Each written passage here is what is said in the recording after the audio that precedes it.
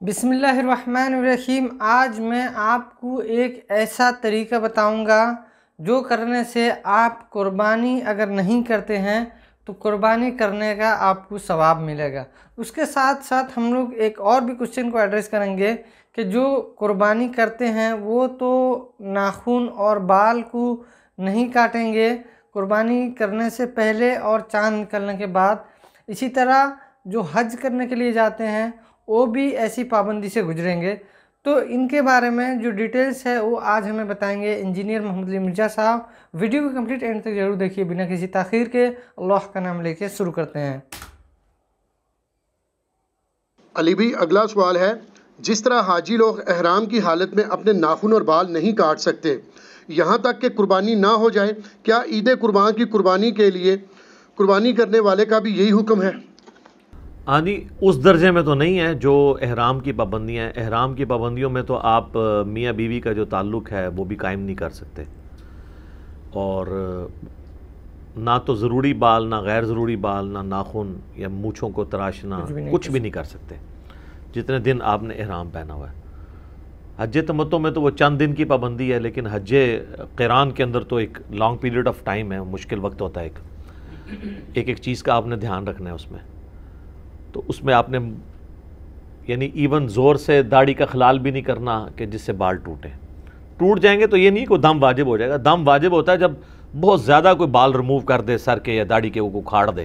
तो हाजी के लिए तो ये रिस्ट्रिक्शन है एहराम की हालत में, और ये फ़र्ज़ के दर्जे के अंदर है, उसकी एहराम की पाबंदियों का हिस्सा है।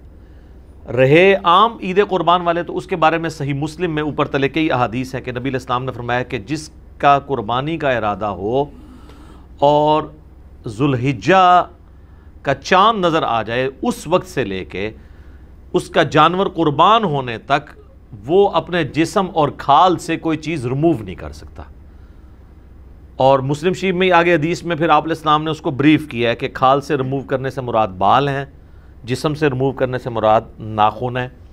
ना मूछें पस्त हो सकती हैं, ना शेव कोई कर सकता है, ना दाढ़ी छोटी करवा सकता है, ना ज़ेर नाफ बालों को साफ़ किया जा सकता है। ये सारी पाबंदियाँ आपने करनी, ये सुन्नत है। गैर हाजी के लिए वाजिब नहीं, सुन्नत है, और वो भी उसके लिए जो कुर्बानी कर रहा है। तो ज़ाहिर है कुर्बानी जब वो कर रहा है पूरे घर की तरफ से, तो पूरे घर में जितने बालिग हैं उनको ये पाबंदी से गुज़रना पड़ेगा, उनको ये पाबंदी करनी होगी।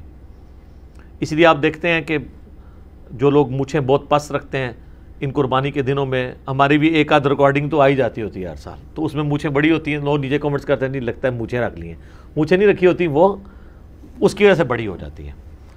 तो नबी इस्लाम ने इसको मशरू फरमाया, हत्ता कि यहाँ तक आया सुनन निसाई के अंदर, अल मुस्तदरक लिल हाकिम के अंदर, सुनन नबी दाऊद के अंदर इमाम हाकिम ने भी सही कहा, इमाम ज़हबी ने भी मुवाफ़क़त की है कि एक गरीब सहाबी था, उसने कहा या रसूलल्लाह कुर्बानी आई है तो मेरे पास एक ही बकरी है जो दूध देने वाली है, तो आप अगर मुझे इजाज़त दें तो मैं अल्लाह की राह में कुर्बान कर दूं। अब वो इतना गरीब था कि उसका सोर्स ऑफ इनकम भी वही बकरी थी। तो हुज़ूर इस्लाम ने कहा कि नहीं, इसको कुर्बान ना करो। तो अब उसको जोश भी था कुर्बानी का, तो आपने फरमाया कि इस तरह करो कि ईद कुर्बान वाले दिन बाकी लोग कुर्बानी कर रहे होंगे तो तुम अपने गैर ज़रूरी बाल और नाखून काट लेना, तो तुम्हें अल्लाह ताला एक मुकम्मल कुर्बानी का सवाब दे देगा। ये एक बहुत बड़ी एक समझ लें अल्लाह की तरफ से हमें नेमत दी गई है। जो लोग कुर्बानी की इस्तिताअत नहीं रखते तो वो भी यकम जुल्हिज्जा से लेकर 10 जुल्हिज्जा तक अपने जिस्म से बाल और नाखून ना काटें, और जैसे ही कुर्बानगाह में पहली कुर्बानी हो उसके बाद वो नाखून और बाल काट लें तो उनको पूरी कुर्बानी का सवाब मिल जाएगा। और जो दूसरा हाजी है ना, जो आम कुर्बान करने वाला है, उसका जब तक अपना जानवर कुर्बान नहीं होता वो अपने बाल रिमूव नहीं कर सकता। इसी तरीके से हाजी भी जब तक वो अपना जानवर कुर्बान नहीं करता वो अपने जिस्म के बालों को और नाखूनों को नहीं काट सकता। तो ये यानी इस एतबार से पाबंदी सुन्नत के दर्जे में है। आम जो कुर्बानी ईद की है, हाजियों के लिए ये फ़र्ज़ के दर्जे में है, और वो अगर जानबूझ के बाल रिमूव कर देंगे, एक अच्छा खासा हिस्सा को मूछें मूंड देता है, तो फिर उसे फिर एक दम देना पड़ेगा, यानी एक जानवर हरम की हदूद के अंदर कुर्बान करना पड़ेगा।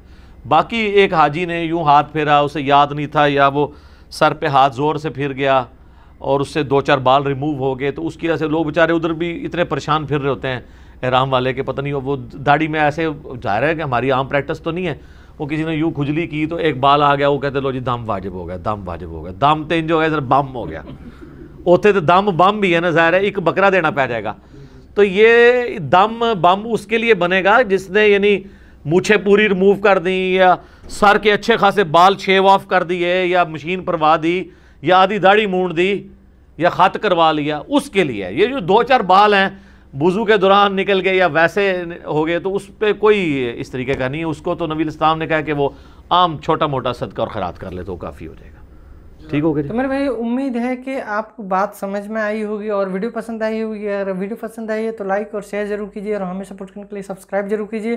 ملتے ہیں نیکسٹ ویڈیو میں انشاءاللہ. السلام علیکم ورحمۃ اللہ وبرکاتہ.